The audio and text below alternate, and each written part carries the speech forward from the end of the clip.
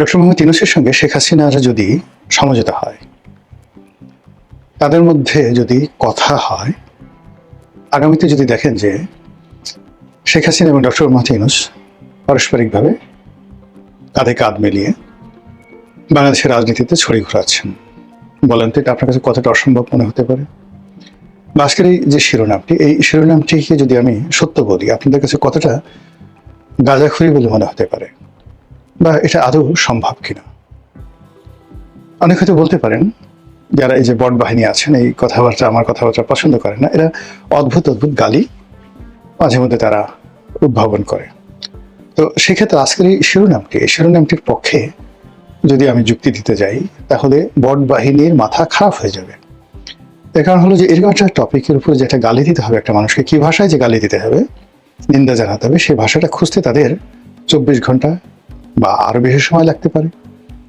আর এর মধ্যে বহু মানুষ এটা জেনে যাবে। সবার আগে প্রথমে বলছি, এটি কোনো গুজব নয়, এটি কোনো বাস্তব কোনো ঘটনা নয়, এটি কোনো সম্ভাবনা নয়, এটি একটি কল্পনা মাত্র। এবং কখনো কখনো কল্পনা এত বাস্তব আকার লাভ করে, ধারণ করে, যেটি গল্প উপন্যাসের কাহিনীকে ছাড়িয়ে দেয়। আপনি যদি ইলিয়াড এবং অডিসির কাহিনী জানেন, দ্য হেলেন অফ ট্রয়, বা মহাভারতের কাহিনী যদি আপনি পড়েন, কিংবা রামায়ণের ঘটনা যদি আপনি জানেন, তো আপনি আসলে সিদ্ধান্ত নিতে পারবেন না যে ঘটনাগুলো সত্য না মিথ্যা, এগুলো কি ঐতিহাসিক নাকি এপিক মহাকাব্য। শত শত নয়, হাজার হাজার বছর ধরে গবেষণা চলছে মহাভারত এবং রামায়ণ নিয়ে। আধুনিক বিজ্ঞান যেটা বলার চেষ্টা করছে যে এর বেশিরভাগই ঐতিহাসিক। অন্ধকবি হুমার তিনি যেটা লিখে গেছেন ইলিয়ট এবং অডিসি, সেটাও সত্য। এমনকি শেক্সপিয়ার যে সকল ঐতিহাসিক নাটক লিখেছেন, ক্লিওপেট্রা অ্যান্ড মার্ক অ্যান্টনিও, তারপর হ্যামলেট, মার্চেন্ট অফ ভেনিস, মানে যা কিছু লিখেছেন ঐতিহাসিকরা পরবর্তীতে গবেষণা করে সেটা প্রমাণ করেছেন যে এগুলোর বেশিরভাগই ঐতিহাসিকভাবে সত্য। এখানে শুধু সাহিত্যের যে বিষয়গুলো সেগুলো সংযুক্ত করা হয়েছে, নাথিং মোর। রাম সম্পর্কে বা রামায়ণ এবং সীতার সম্পর্কে সবচেয়ে চমৎকার একটি কবিতা রচনা করেছেন রবীন্দ্রনাথ, যার মর্মার্থ হলো যে রামায়ণ যিনি রচনা করেছেন মহাকবি বাল্মীকি। তো মহাকবি বাল্মীকি ধ্যানে বসেছেন। ধ্যানে বসতে বসতে সারা পৃথিবীর সবকিছু ভুলে গিয়ে তিনি এমন একটা অবস্থায় পৌঁছে গেছেন যে তার চুল একেবারে অজানুলম্বিত হয়ে সারা শরীর তাকে ঢেকে ফেলেছে। এই জন্য তাকে বলা হয় বাল্মীকি, মানে বাল দিয়ে সারা শরীর ঢেকে ফেলেছে। চুলকে হিন্দিতে বাল বলা হয়। দ্বিতীয়ত হলো যে তিনি এতটা স্থির এবং অবিচল যে তার উপর একটা উই, মানে হাজার হাজার উই পোকা তারা একটা বাসা বেঁধেছে। তো তার একটা অবস্থা ছিল যে তার সারা শরীর লোমে ঢাকা ছিল, মাথার চুল দিয়ে সারা শরীর ঢাকা ছিল, এবং তার উপরে উই বাসা বেঁধেছিল, একটা উইয়ের ডিবি অ্যাজ ইট ইজ, সেইভাবে সে ধ্যান করছিল। তো এমন অবস্থায় দেবতা তাকে এলেন এবং তাকে বললো যে তোমাকে কবিত্ব দেওয়া হলো, তুমি কবিতা রচনা করো, কাব্য রচনা করো, মহাকাব্য রচনা করো। তো বাল্মীকি বললেন যে আমি কিভাবে কবিতা রচনা করবো, আমি তো কবি নই, বা আমি কিছু জানি না, বা কি নিয়ে আমি রচনা করব। তো বলে যে তোমাকে সেই বিধাতার পক্ষ থেকে কবিত্ব দেওয়া হলো, তুমি সেই কবিত্ব দিয়ে রামের চরিত্র রচনা করো, রামকে নিয়ে কাব্য রচনা করো। তো বললো যে আমি রামকে, আমি তো তাকে চিনি না। বলে রাম এখনো পৃথিবীতে আসেনি। তো বলে যে পৃথিবীতে রাম আসেনি, কিন্তু তাকে নিয়ে আমি কিভাবে কাব্য রচনা করব। বলে তোমার যে হৃদয়, কবির যে হৃদয়, এটা একটা পবিত্র ভূমি, পুণ্যভূমি। এখান থেকে যেভাবে তুমি ন্যারেটিভ তৈরি করবে, যেভাবে রামের চরিত্র তুমি চিত্রিত করবে, রামকে ওইভাবে পৃথিবীতে পাঠানো হবে।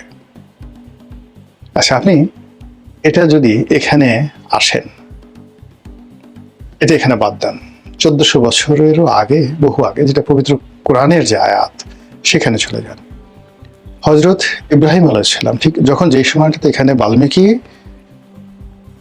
মহাভারত রচনা করে, ঠিক একই সময় হজরত ইব্রাহিম আলাইহিসসালাম কাবা শরীফে তার সন্তান হজরত ইসমাইল আলাইহিসসালামকে নিয়ে কাবা শরীফ তাওয়াফ করছেন। তিনি বানালেন, কাবা শরীফ বানালেন এবং ছেলেকে নিয়ে তিনি সেই আল্লাহর কাছে দোয়া করলেন। এবং তারও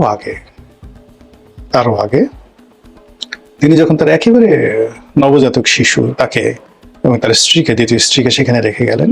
রেখে যাওয়ার সময় তিনি বললেন, রব্বানা ইন্নী আসকানতু মিন যুররিয়াতি বিওয়াদিন গায়রি জি জারইন ইনদা বাইতিকাল মুহাররম রব্বানা লিয়ুকিমুস সালাতা।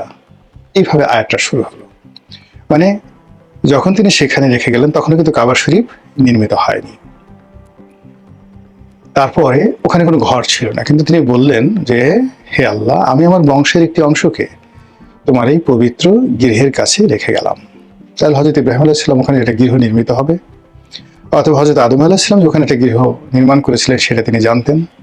আচ্ছা, তারপর তিনি বললেন যে, আমার এই বংশ, এখানে তাদেরকে নেতৃত্ব দান করো, এখানে একটা শহর যেন গড়ে উঠবে, সেই শহরে যে সমস্ত অধিবাসী থাকবে সেই অধিবাসীরা যেন আমার এই বংশের প্রতি তাদের আনুগত্য প্রকাশ করে। আর এই শহরকে তুমি নিরাপদ করো, আর এই শহরে যারা বসবাস করবে তাদেরকে যেন অন্য সবাই নেতা হিসেবে মেনে নেয়।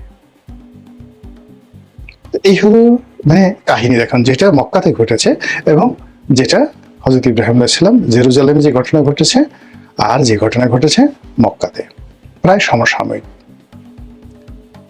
এই হলো যে কবির যে মনোভূমি, মানুষের যে চিন্তা, সেই চিন্তার মধ্যে এমন কিছু ঘটনা ঘটে যেটা বাস্তবের চাইতেও নির্মম, সত্যের চাইতেও অধিকতর সত্য। আজকের এই বাংলাদেশে আমরা যা কিছু দেখছি, এটি কি 2024 সালের জুন জুলাইতে আমরা কল্পনা করতে পেরেছি? শেখ হাসিনার জুলুম এবং অত্যাচারে, তার কঠোর শাসনে, তার অনুশাসনে, তার কৌশলে বিএনপি এবং জামাত ছিন্ন বিচ্ছিন্ন হয়ে গেছে। বিএনপি এবং জামাতের সমস্ত বড় বড় মানুষগুলো কবরে চলে গেছে, মারা গেছে, অকাল মৃত্যু হয়েছে, অপমৃত্যু হয়েছে। আর বিএনপির যারা একটু সিনিয়র, অলমোস্ট সবাই যাকে বলা হয় এতটা অসুস্থ, দুটো অসুস্থ। একটা ধরুন একবার এই যে এখন যে মাননীয় অর্থমন্ত্রী আছেন খসরু ভাই, তো আমার এক আত্মীয়, আমার একটা জন্মদিন, আমাকে আশ্চর্য করে দেওয়ার জন্য, আমি সাধারণত এই কাজগুলো করি না, তো সে আমার জন্মদিনটা সে উদযাপন করলো তার বাসায় বেশ ঘটা করে। তো সেখানে বিএনপির অনেককে দাওয়াত দিল, তার মধ্যে খসরু ভাই ছিলেন। খসরু ভাইকে বলা হয়েছে যে আমার জন্মদিন, তো তারা সবাই চলে আসছে। আলতাফ চৌধুরী সাহেব আসছেন, নিতাই রায় চৌধুরী আসছেন, আরো অনেক রথী মহারথীরা এসেছেন। আমিও সেখানে, আমাকে দাওয়াত দিছে যে এরকম বাসায় কয়েকজন মেহমান আছে, আপনিও আসবেন। তো আমি গিয়ে দেখি যে আমারই জন্মদিন উপলক্ষে গানের আয়োজন, আমারই জন্মদিন উপলক্ষে বিশাল আয়োজন, বিরাট কেটে, এবং সেখানে বিএনপি সব শীর্ষ নেতারা সেখানে উপস্থিত। তো এটা 2021 বা 22 সনের ওই সময়টির ঘটনা। আমি সেখানে গিয়ে দেখলাম যে খসরু ভাই খুব দুর্বল এবং রোগাক্রান্ত হয়ে পড়েছেন। আমি একটু ঠাট্টা করে বললাম, জোক করে বললাম যে, খসরু ভাই, আপনি তো অনেক স্লিম হয়ে গেছেন, দেখতে অনেক সুন্দর লাগছে। তো তিনি খুব অসহায়ভাবে আমার ঘাড়ে হাত রাখলেন এবং বললেন যে, Roni, thank you very much, and thanks Sheikh Hasina, যে প্রেশারে রেখেছে, যে ওজন আমি কোনোদিন কমাতে পারতাম না, আমাকে সেই অবস্থায় নিয়ে গেছে। তো এই ছিল শেখ হাসিনার শাসন। তো এখন সেই শেখ হাসিনার বজ্র কঠিন শাসন, সেই শাসন এই এনসিপির তরুণ, একজনের নাম হয়ে গেছে মংলা মাসুদ, আর একজনের নাম হয়ে গেছে সান্ডা বাবা, কফিলের পোলা, আর একজনের নাম হয়েছে হাঁস, ওয়েস্টার্নের হাঁস। এগুলো বিকৃত হয়ে গেছে নামগুলো, ওয়েস্টার্নের হাঁস। আর একজনের নাম হয়ে গেছে জমিদার পুত্র। এরকম নানা কারণে এই তরুণদের হাতে শেখ হাসিনার পতন হবে।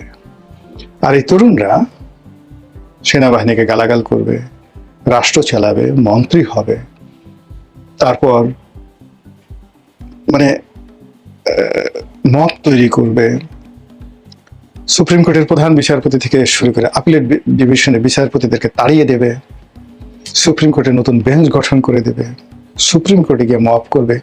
এটা যদি 2024 সালের জুলাই মাসে বলা হতো, আপনারা কি বলতেন বলেন তো? গালি দেওয়ার ভাষা খুঁজে পেতেন না। But that happened. এখন তখন যে ঘটনাগুলো ঘটেছে সেই ঘটনাগুলোর সাথে গত 2 বছরের ঘটনা আর আজকে আমি যে প্রসঙ্গটি বলছি এটা মিলাম। ওটা যদি উঠ হয়, শেখ হাসিনার পতন, এনসিপি নেতৃবৃন্দ যারা আছেন তাদের ক্ষমতা গ্রহণ, ডক্টর মোহাম্মদ ইউনূসের রাষ্ট্র ক্ষমতা আরোহণ, তারেক জিয়ার দেশে ফেরা, এগুলোকে যদি আপনি একটা উট হিসেবে বা একটা হিমালয় হিসেবে আপনি যদি তুলনা করেন, সেই অর্থে শেখ হাসিনার সঙ্গে ডক্টর মোহাম্মদ ইউনূসের বন্ধুত্ব হওয়া, তাদের মধ্যে সমঝোতা হওয়া, কৌশল বিনিময় করা এবং আগামীতে রাজনীতির মেরুকরণে এই দুজন পরস্পরের সাথে হাত মেলাবে বিএনপির বিরুদ্ধে, জামাতের বিরুদ্ধে। এটা বললাম যে সেটা যদি উঠ হয়, এটা খরগোশ এত ছোট। আগের যে ঘটনাগুলো বললাম সেটা যদি হিমালয় হয়, তাহলে এটা বাংলাদেশে কেউ প্রাণান। এটা হতে পারে। এটা কেন হতে পারে, কিভাবে হতে পারে, সেটা বহু কথা বলা যাবে, বহু কথা বলা যাবে। কিন্তু বাস্তবতা হলো যে যখন রাজনীতিতে কমিটমেন্ট রক্ষা করা হয় না, রাজনীতিতে যাকে বলা হয় অতি অভিনয়, ওভার অ্যাক্টিং হয়, তখন সেখানে অসম্ভব রকম কতগুলো ঘটনা ঘটতে থাকে। আপনি যদি কাউকে অপমান করেন, বিশেষ করে কখনো জ্ঞানী এবং গুণী ব্যক্তিকে অপমান করেন, সে আপনার সাথে কখনো ঝগড়া করবে না, মারামারি করবে না। সে এমন কিছু করবে যেটি আপনার মসনদকে তছনছ করে দেবে। আলেকজান্ডার যখন ভারত আক্রমণ করেন, তখন ভারতবর্ষের সবচেয়ে বড় সম্রাটের নাম ছিল ধনানন্দ, নন্দ বংশের ধনানন্দ। চন্দ্রগুপ্ত মৌর্য যে মৌর্য ডাইনেস্টি প্রতিষ্ঠা করেছিলেন, সেই চন্দ্রগুপ্ত মৌর্যের যে বন্ধু চাণক্য, সেই ধনানন্দের অফিসে একজন পণ্ডিত হিসেবে ছিলেন, এই যে স্পিচ রাইটার। এখন যেমন প্রধানমন্ত্রীর সাথে স্পিচ রাইটার হিসেবে যারা আছেন কিংবা জাহেদ আছেন, এদের পর্যায়ে ধরেন একজন পণ্ডিত ছিলেন চাণক্য। যে কোনো কারণে বিক্ষুব্ধ হয়ে একদিন ধনানন্দের সঙ্গে খারাপ ব্যবহার করলেন। ধনানন্দ প্রাসাদ থেকে বের হয়ে এলেন, বের হয়ে এসে তার অবৈধ সন্তান, জারস সন্তান, কিন্তু ধনানন্দের রক্তের ধারক, তার কাছে চলে গেলেন। সে তখন বালক, সে হয়তো কোনো পতিতালয়ে বা কোনো বাইজি মহলে বা অন্য কোথাও সেখানে ছিল, ইতিহাস পাওয়া যায় না। তাকে আনলেন, নিজের হাতে তাকে গড়লেন, তাকে একজন চন্দ্রগুপ্ত মৌর্য বানালেন, শিক্ষিত বানালেন এবং তাকে দিয়ে তার পিতাকে হত্যা করালেন। সেই চন্দ্রগুপ্ত মৌর্য, তার ছেলে বিন্দুসার, বিন্দুসার ছেলে অশোক। বা মৌর্য ডাইনেস্টি 51 লাখ বর্গ কিলোমিটার ভারতবর্ষের এটা ইউনাইটেড অ্যান্ড ইউনিফাইড যাকে বলা হয় ভূগোল রচনা করেছিলেন সেই মৌর্য ডাইনেস্টি। এই হলো বুদ্ধিমান লোকদের সাথে ঝগড়া করার পরিণতি আর বুদ্ধিমান লোকের প্রতিশোধ। কাজে এখন যে ঘটনাগুলো ঘটছে, সে ঘটনায় আপনার আমার মতো মানুষের যদি আপনি অপমান করেন, সেটার পরিণতি একরকম। কিন্তু জ্ঞানী, বুদ্ধিমান, গুণী, পণ্ডিত ব্যক্তি যারা এই রাষ্ট্রে আছেন, যাদের হাতে কলম আছে, মাথায় মাথা ভরা বুদ্ধি আছে, তারা ধীরে ধীরে ধীরে ধীরে এমন কিছু করবেন, জাস্ট একটা কবিতা রচনা করবেন, জাস্ট একটা ছোট নাটক তৈরি করবেন, একটা গ্রাফিতি আঁকবেন, একটা কার্টুন আঁকবেন, এতে দেখবেন যে আর একটা বিপ্লব হয়ে গেছে। কোথা থেকে কিভাবে করেছে আপনি জানতেও পারবেন না। ঠিক সেই বিপ্লবের পেছনে যে এই যে দুজন মানুষ যাদের কথা বললাম, তাদের যদি পারস্পরিক একটা টেলিফোনে হাই হ্যালো থাকে, অনেক কিছু হওয়া সম্ভব। এটা অ্যাবসলিউটলি আমি যা কিছু বললাম এর মধ্যে কোনো বাস্তবতা নেই, শুধুমাত্র ইতিহাসের আলোকে একটি কল্পনার একটা গল্প আপনাদেরকে শোনালাম। যদি আগামীতে এরকম কিছু ঘটে আমাকে ধন্যবাদ দেবেন, আর না ঘটলে মনে করবেন আপনাদের এই সময়টাতে কল্পনার জগতে কিছুটা হলে আমি একটা ধাক্কা দিতে পেরেছি,